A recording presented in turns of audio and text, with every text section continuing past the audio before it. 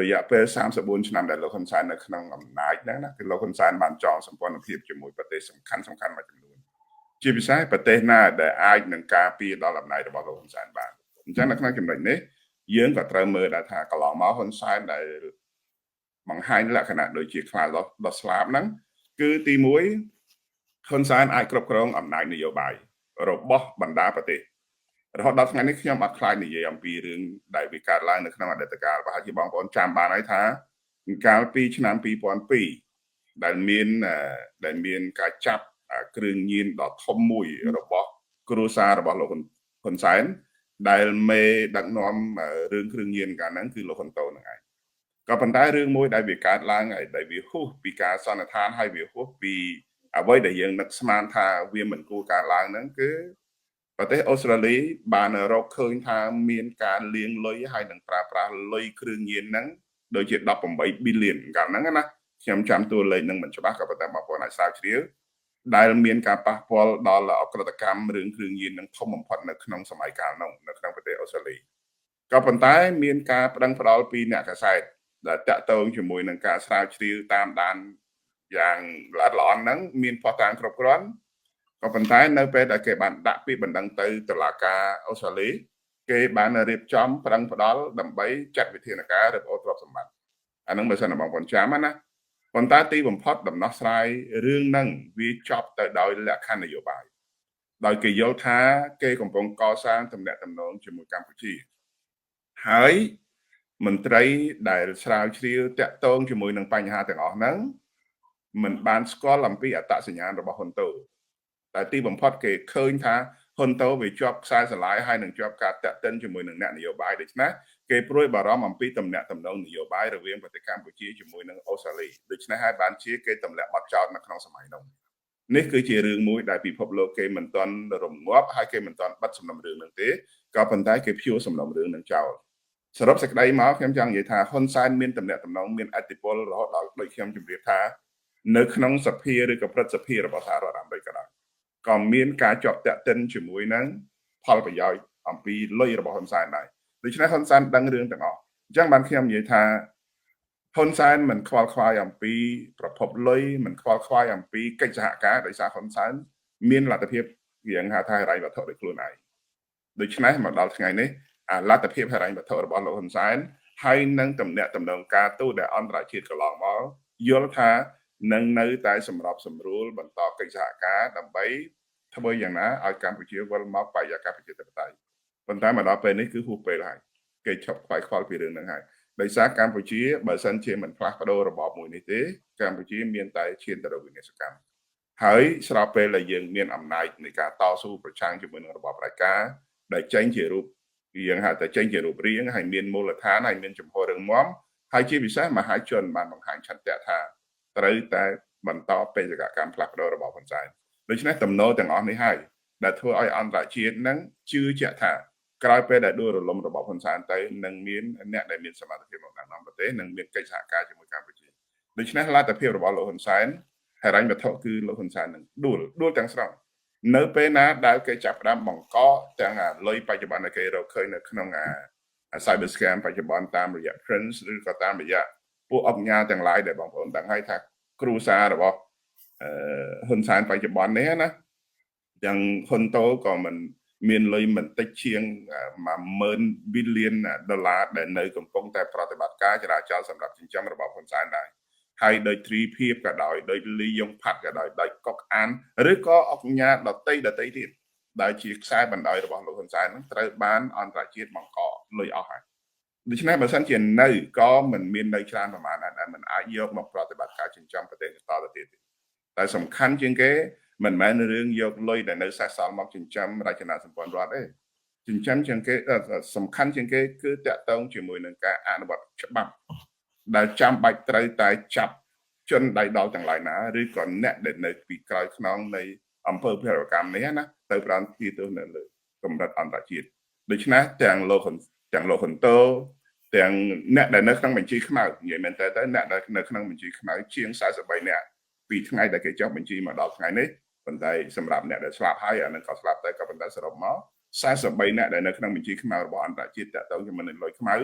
គេត្រូវតែបង្ខំឬក៏ត្រូវតែអនុវត្តច្បាប់ហ្នឹងហើយជាពិសេសអ្នកដែលនៅពីក្រោយខ្នង cyber scam បច្ចុប្បន្ននេះដែលយើងទាំងអស់គ្នាដឹងច្បាស់ហើយថាបើសិនជាគ្មានកិច្ចសហការពីលោកហ៊ុនសែនទេគឺប្រទេសនេះមិនអាចខ្លាយទៅជាមជ្ឈមណ្ឌលនៅក្នុងការគ្រប់គ្រងអាដី cyber scam នៅក្នុងប្រទេសកម្ពុជាទេអញ្ចឹងមុខសញ្ញាដែលអន្តរជាតិរហូតដល់ FBI ចុះស៊ើបអង្កេតបច្ចុប្បន្ននេះណាគឺមិនមែនត្រឹមតែរកសិនជីមិនមែនត្រឹមតែទៅរកដេញបាន Benjamin ឬក៏យើងហៅថា Ben Smith មិនមែនតែរកតែប៉ុណ្្នឹងទេគឺមានអ្នកនៅពីក្រោយខ្នងនឹងទៀតសូម្បីតែមន្ត្រីរដ្ឋាភិបាលមួយចំនួនបច្ចុប្បន្ននេះណាក៏បានចូលនៅក្នុងបញ្ជីខ្មៅចុងក្រោយរបស់សហរដ្ឋអាមេរិកហើយដែរដូច្នេះអ្នកទាំងអស់ហ្នឹងយើងគ្រាន់តែចង់ដឹងថាតើគេនឹងអនុវត្តច្បាប់របៀបណាចាប់ម្ដងទាំងអស់ឬក៏ប្រឡេះម្ដងមួយឬក៏យ៉ាងណាអានឹងគឺជាបច្ចេកទេសនៃការប្រតិបត្តិការរបស់អ្នកជំនាញដែលយើងយល់ថារបបហ៊ុនសែនមកដល់ម៉ោងនេះមិនអាចរស់បានតទៅទៀតទេបើទោះជាគេមិនចាប់នៅក្នុងម៉ោងនេះក៏លទ្ធភាពប្រតិបត្តិការឥឡូវយើងរងចាំមើលក្នុងរយៈខែ1ខែ2ឆ្នាំ2026នេះណាប្រព័ន្ធហិរញ្ញវត្ថុរបស់កម្ពុជានឹងជាប់គាំងពេលនោះហើយដែលមន្ត្រីរាជការក៏មានបញ្ហាយោធាក៏មានបញ្ហាសមត្ថកិច្ចនានានៅគ្រប់លំដាប់ថ្នាក់ក៏មានបញ្ហាហិរញ្ញវត្ថុហើយសំខាន់ជាងគេទៀតគឺតាក់ទងជាមួយនឹងប្រព័ន្ធធនាគារដែលយើងហៅថាមីក្រូហិរញ្ញវត្ថុដែលប្រើសម្រាប់លុយទាំងអស់ហ្នឹងលុយមីក្រូហិរញ្ញវត្ថុគឺជាលុយខ្មៅណាធនាគារទាំងអស់ហ្នឹងគឺចេញមកពីប្រភពតែមួយទេក៏ប៉ុន្តែគេគ្រាន់តែដាក់សាខាផ្សេងៗគ្នាប៉ុន្តែលុយទាំងអស់ហ្នឹងគឺយកប្រជាពលរដ្ឋខ្មែរទូទាំងប្រទេសណាធ្វើជាទេសកលដើម្បីចិញ្ចក់ឈាមសម្រាប់ចិញ្ចឹមទៅប្រព័ន្ធហិរញ្ញវត្ថុហ្នឹងដូច្នេះលុយទាំងអស់ហ្នឹងនឹងជាប់គាំងនៅក្នុងពេលណាមួយពេលនោះដែលមានបញ្ហានៅក្នុងប្រទេសកម្ពុជាប៉ុន្តែដំណោះស្រាយដូចខ្ញុំបាននិយាយឲ្យរឿងដំណោះស្រាយមានហ៊ុនសែនមានវិធីនៅក្នុងការដោះខ្លួនមិនមែនថារស់អំពីផុតពីសំណាញ់ច្បាប់ទេក៏ប៉ុន្តែនៅក្នុងអន្តរកាលហ៊ុនសែនអាចនឹងរក្សាបាននៅពូជពងវងតកូលឬក៏អ្វីដែលនៅមានសេសសល់បើសិនជាហ៊ុនសែនមិនដើរទៅតាមគោលការណ៍នៃការប្រែប្រួលឬក៏ផ្លាស់ប្ដូរដោយសន្តិវិធីណាមួយទេណាសូម្បីតែរនលូក៏តកូលហ៊ុននឹងគ្មានកន្លែងជ្រៅផងអានេះមិនមែនជាការគំរាមទេក៏ប៉ុន្តែវាជារឿងធម្មតានៃការតស៊ូឬបំរាស់របស់អ្នករងគ្រោះអាហ្នឹងវាជារឿងធម្មតាហើយប្រវត្តិរបៀបនេះបរិយាកាសរបៀបនេះមិនមែនមិនធ្លាប់កើតឡើងនៅក្នុងពិភពលោកទេមេដឹកនាំផ្ដាច់ការដែលលំមអំណាចគឺនឹងចាប់នៅក្នុងស្ថានភាពទាំងដេកនៅក្នុងគុកទាំងដេកនៅក្នុងថ្លុកឈាមទាំងដេកនៅក្នុងរនលូឬក៏ជ្រៅនៅក្នុងរូងភ្នំស្លាប់នៅទីនោះក៏មានដែរហើយមូលដ្ឋានដែលបានសង់មជ្ឈមណ្ឌលអាណាចក្រក្រមដីរបស់លោកទាំងពីរកន្លែងហ្នឹងណាគេដឹងអស់ហើយថាផ្លូវចេញកន្លែងណាខ្លះដូច្នេះវាអត់អាចរស់បានពី3ខែឬក៏5ខែទេយ៉ាងយូរបំផុតគេឲ្យទៅដល់5ខែអាហ្នឹងគេនិយាយចឹងដូច្នេះរឿងទាំងអស់នេះបើសិនជាយើងនិយាយបាល់វិញគេថា ball is in your court គឺបាល់របស់យើងហ្នឹងនៅក្នុងជើងអ្នកឯងហើយចង់ទាត់ឬក៏មិនទាត់សុទ្ធឬក៏មិនសុទ្ធរឿងរបស់អ្នកឯងឥឡូវនេះបញ្ហានៅលើលោកហ៊ុនសែនបើលោកហ៊ុនសែនចង់ឲ្យត្រកូលទាំងមូលហ្នឹងវិនិច្ឆ័យដោយស្នាដៃអំណាចរបស់លោកហ៊ុនសែនលោកបន្តគ្រប់គ្រងរបៀបបច្ចុប្បន្នហ្នឹងទៅមានអ្នកណាថាអីក៏ប៉ុន្តែការបដិញ្ញាចិត្តនិងការរើបំរាស់របស់យើងគឺនៅតែដាក់ទៅមុខអានេះគឺជាជំហរនៃការប្រឹងប្រែងរបស់ពួកយើងអរគុណបាទសូមអរគុណលោកបាញ់ស្រាត់ដោយសារតែពេលវេលាយើងចិត្តដល់ទីបញ្ចប់ទៅហើយខ្ញុំនៅមានមួយសំណួរចុងក្រោយហើយជាចម្ងល់របស់ពុកម៉ែបងប្អូនប្រជាពលរដ្ឋខ្មែរយើងផងដែរបាទមានចម្ងល់ជាច្រើនហើយសំណួរជាច្រើនផ្ញើសារមកកាន់ក្រុមការងារយើងក៏ដូចជាសំណួរជាច្រើននៅពេញបណ្ដាញសង្គមគឺសួរថាលុយដែលប្រទេសជាច្រើនបានបង្កប់ពីក្រុមគ្រួសារហ៊ុនឬក៏ក្រុមមន្ត្រីរាជការធំដែលក្រោមអាវ៉ាតរបស់តកូលហ៊ុនដែលដឹកនាំដោយលោកហ៊ុនសែនលោកហ៊ុនម៉ាណែតនេះតើក្រៅពីគេបង្កប់ពួកយើងជាតំណាងប្រជាពលរដ្ឋខ្មែរអ្នកតំណាងប្រជាពលរដ្ឋខ្មែរហ្នឹងអាចស្នើសុំលុយនោះយកទៅអភិវឌ្ឍប្រទេសកម្ពុជាឬក៏ជួយជនរងគ្រោះនៅក្នុងប្រទេសកម្ពុជាបានដែរទេហើយព្រមទាំងថាវិការទាំងនោះជាចំណែករបស់ជនបរទេសមួយចំនួនដែរបើសិនបើ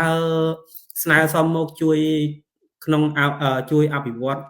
ក្នុងប្រទេសកម្ពុជាតើក្នុងលក្ខខណ្ឌអ្វីអានេះជាសំណួររបស់ពួកគាត់ដែលសួរមកក្រុមការងារយើងជាច្រើនបាទសូមអរគុណលោកបាញ់ក្រាត់អរគុណបងប្អូនទាំងអស់គ្នាដែលបានសួរសំណួរនឹងល្អមែនទែនខ្ញុំចង់ជម្រាបចេះដោយសារនេះវាលក្ខណៈបច្ចេកទេសហិរញ្ញវត្ថុផងហើយនឹងលក្ខណៈហៅច្បាប់ផង ខ្ញុំចង់ជម្រាបថាវាមានលក្ខខណ្ឌពីរលក្ខខណ្ឌទី1លុយបង្កអាណាទី1លុយបង្កវាត្រូវឆ្លងកាត់ប្រព័ន្ធតុលាការដើម្បីរកឲ្យឃើញថាតើលុយទាំងអស់ហ្នឹងវាជាលុយខុសឬក៏លុយត្រូវច្បាប់ឬក៏យ៉ាងណាហ្នឹងទៅតាក់ទងជាមួយនឹងលុយបង្កក៏ប៉ុន្តែទី2មានលុយរឹបអូសណាលុយរឹបអូសហ្នឹងគឺជា confiscated នឹងគឺជាលុយដែលបានរឹបអូសមកហើយមានន័យថាលក្ខខណ្ឌបច្ចេកទេសនៃការសន្និដ្ឋានឬក៏នីតិវិធីនានាបានកំណត់ថាលុយទាំងអស់ហ្នឹងវាខុសច្បាប់ហើយបានរឹបអូសយកមកហើយដូច្នេះការរឹបអូសហ្នឹងវាក៏អាស្រ័យទៅលើបរិបទពីរទី1គឺគេរឹបអូសលុយទាំងអស់ហ្នឹងនៅក្រោមក្របខ័ណ្ឌថាលុយហ្នឹងជាលុយដែលបានមកមិនមានប្រភពឬក៏មិនដឹងថាវាចេញមកពីណាអាហ្នឹងវាคล้ายទៅជាសម្បត្តិរដ្ឋរបស់គេប៉ុន្តែបើសិនជាលុយទាំងអស់ហ្នឹងរឹបអូសមកដែលគេដឹងថាលុយទាំងអស់ហ្នឹងឧទាហរណ៍ថានៅក្នុងប្រទេសថៃរឹបអូសលុយបាន 5,000 លានឧទាហរណ៍អញ្ចឹងណាហើយអ្នកសេដ្ឋកិច្ចថៃបានតាមដានទៅឃើញថាការដែលបន្លំ scam ចេញពីលុយរបស់យើងហៅថាសន្តិសុខសង្គមឬការដែល scam ចេញពីប្រព័ន្ធដែលធនាគាររបស់ថៃតាមរយៈចងការប្រាក់ឬក៏តាមរយៈការលក់ផលិតផលលើសចំនួនឬក៏លើសតម្លៃអីជាដើមឬក៏តួលេខคล้ายៗក៏ប៉ុន្តែលុយទាំងអស់ហ្នឹងគឺជាលុយដែលពលរដ្ឋថៃហ្នឹងបានបាត់បង់នៅក្នុងរយៈពេល5ឆ្នាំឧទាហរណ៍អញ្ចឹងណាដូច្នេះលុយទាំងអស់ហ្នឹងគេចាត់ទុកថាទោះបីជា confiscate មែនក៏ប៉ុន្តែវាគឺជាលុយរបស់ពលរដ្ឋថៃដែលគេចាំបាច់ត្រូវតែយកអាហ្នឹងទៅសងប្រជាពលរដ្ឋថៃវិញតាមរយៈនៃការវិនិយោគឬក៏ការអភិវឌ្ឍនានាដែលមិនមែនថាអ្នកណាគេបោកប្រមាណយកទៅសងប៉ុណ្ណឹងវិញមិនមានន័យអញ្ចឹងទេក៏ប៉ុន្តែគេយកលុយហ្នឹងទៅប្រើប្រាស់ជាលុយសម្រាប់យកទៅអភិវឌ្ឍសង្គមបើតាក់ទងជាមួយនឹងលុយដែលរកឃើញអំពីការកេងប្រវ័ញ្ចនៅក្នុងប្រទេសថៃគេនឹងយកលុយទាំងអស់ហ្នឹងទៅប្រើប្រាស់ដើម្បីកសាងហេដ្ឋារចនាសម្ព័ន្ធឬក៏ប្រព័ន្ធនៃការគ្រប់គ្រងឡើងវិញឲ្យយើងដែរអញ្ចឹងករណីថាតើគេរឹបអូសបានមកយើងអាចស្នើសុំគេដើម្បីយកមកអភិវឌ្ឍកម្ពុជាបានវិញដែរឬទេវាក៏នៅក្នុងលក្ខខណ្ឌដែលថាតើរដ្ឋាភិបាលឬក៏អ្នកដែលត្រូវប្រើប្រាស់លុយហ្នឹងជាអ្នកណាប្រសិនបើរដ្ឋាភិបាលយើងដែលជារដ្ឋាភិបាលរបស់ប្រជាពលរដ្ឋខ្មែរឧទាហរណ៍នៅក្នុងករណីបច្ចុប្បន្នយើងមានរដ្ឋាភិបាលនិរទេសមួយរដ្ឋាភិបាលនិរទេសនេះប្រសិនបើមានប្រទេសទាំងអស់នឹងគេទទួលស្គាល់ហើយនឹងគេហៅស្អីមិនមែនថាទទួលស្គាល់តែយើងហៅថាផ្ដល់កិច្ចសហការវាមានពីរមួយគឺទទួលស្គាល់មួយផ្ដល់កិច្ចសហការកិច្ចសហការមិនចាំបាច់តែគេទទួលស្គាល់ផ្លូវការឬក៏មិនផ្លូវការទេក៏ប៉ុន្តែគេហៅយើងគេរកយើងដើម្បីឲ្យជួយធ្វើការអញ្ចឹងនៅពេលណាដែលគេរកយើងឲ្យជួយធ្វើការដើម្បីបង្ក្រាបបទល្មើសឬក៏ដើម្បីស្ដារលទ្ធិប្រជាធិបតេយ្យឬក៏ដើម្បីពង្រឹងគេហៅសិទ្ធិមនុស្សនៅក្នុងប្រទេសអីជាដើមយើងត្រូវការថវិកាដើម្បីយកវាមកប្រើប្រាស់សម្រាប់មកធ្វើការឃោសនាមកធ្វើការបណ្ដុះបណ្ដាលអីទាំងអស់ហ្នឹងយើងអាចស្នើដើម្បីឲ្យគេនឹងជួយមកក្រុមអ្នកដែលតស៊ូមតិរបស់យើងហ្នឹងប្រើប្រាស់លទ្ធភាពដោយប្រើកញ្ចប់លុយហ្នឹងយកទៅ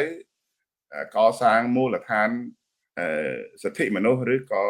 អប់រំអីចឹងទៅអាហ្នឹងយើងអាចស្នើបានក៏ប៉ុន្តែរឿងថាប្រសិនបើកម្ពុជារដ្ឋាភិបាលថ្មីកើតឡើងពីការបោះឆ្នោតជារដ្ឋាភិបាលរបស់សង្គ្រោះជាតិគេជឿជាក់ថាសង្គ្រោះជាតិគឺជាស្ថាប័នឬក៏រដ្ឋាភិបាលស្របច្បាប់ឬក៏រដ្ឋាភិបាលស្អាតស្អំយើងអាចធ្វើសំណើទៅសុំលុយដែលគេរឹបអូសយកដែលគេបង្កក់ទុកហ្នឹងយកមកអភិវឌ្ឍបានអាហ្នឹងខ្ញុំជឿថាបានក៏ប៉ុន្តែយើងអាចស្នើបានក៏ប៉ុន្តែរឿងគេអនុម័តមិនអនុម័តវាអាស្រ័យទៅលើសភារបស់ប្រទេសគេដែរយ៉ាងណាមិញខ្ញុំយកឧទាហរណ៍ជាក់ស្ដែងដូចជាបច្ចុប្បន្ននេះសហគមន៍អឺរ៉ុបហ្នឹងគេបានបង្កក់លុយរបស់រុស្ស៊ីហ្នឹងណាមានរាប់ពាន់ billion ដុល្លារនៅទីនោះដូច្នេះការដែលតស៊ូប្រឆាំងជាមួយនឹងប្រទេសរុស្ស៊ីគឺមានប្រទេសយូក្រែនមួយប្រទេសយូក្រែនគេត្រូវការសភាវុធដើម្បីរើបំរាស់ដើម្បីទាមទារឯករាជ្យនិងដើម្បីច្បាំងជាមួយនឹងប្រទេសរុស្ស៊ីដូច្នេះលុយបង្កក់ដែលនៅក្នុងសហគមន៍អឺរ៉ុបហ្នឹងសភាអឺរ៉ុបនឹងជជែកគ្នាអនុញ្ញាតឬក៏មិនអនុញ្ញាតឲ្យប្រើប្រាស់លុយហ្នឹងសម្រាប់ជួយទៅយូក្រែនដើម្បីកសាងនិងការពារប្រទេសខ្លួនឯងដូច្នេះបច្ចុប្បន្ននេះតាមអ្វីដែលយើងដឹងទោះបីជាដែល NATO មិនទាន់ទទួលស្គាល់ថាយូក្រែនគឺជាផ្នែកមួយរបស់ប្រទេស NATO មែនក៏ប៉ុន្តែសហគមន៍អឺរ៉ុបគេអនុញ្ញាតឲ្យយកលុយដែលបង្កក់របស់រុស្ស៊ីហ្នឹងណាយកទៅធ្វើជាលុយធានាសម្រាប់ទិញយន្តហោះ40គ្រឿង Gripen 40គ្រឿងចេញពីប្រទេស Sweden ចឹងទៅ ដូច្នេះគេយកលុយហ្នឹងទៅតម្កល់មិនមែនឲ្យទៅរុស្ស៊ីទេមិនមែនឲ្យទៅយូក្រែនទេក៏ប៉ុន្តែគេធានាឲ្យយកអាលុយហ្នឹងទៅប្រើប្រាស់សម្រាប់ទិញយន្តហោះសិនទៅដូច្នេះរឿងទាំងអស់ហ្នឹងវាអាស្រ័យទៅលើបរិបទនយោបាយថាបើសិនជារបបនយោបាយដែលស្អាតស្អំដែលមានគេគ្រប់គ្រងប្រទេសនឹងគ្រប់គ្រងយើងអាចទៅស្នើប្រទេសនឹងឧទាហរណ៍បច្ចុប្បន្នមាន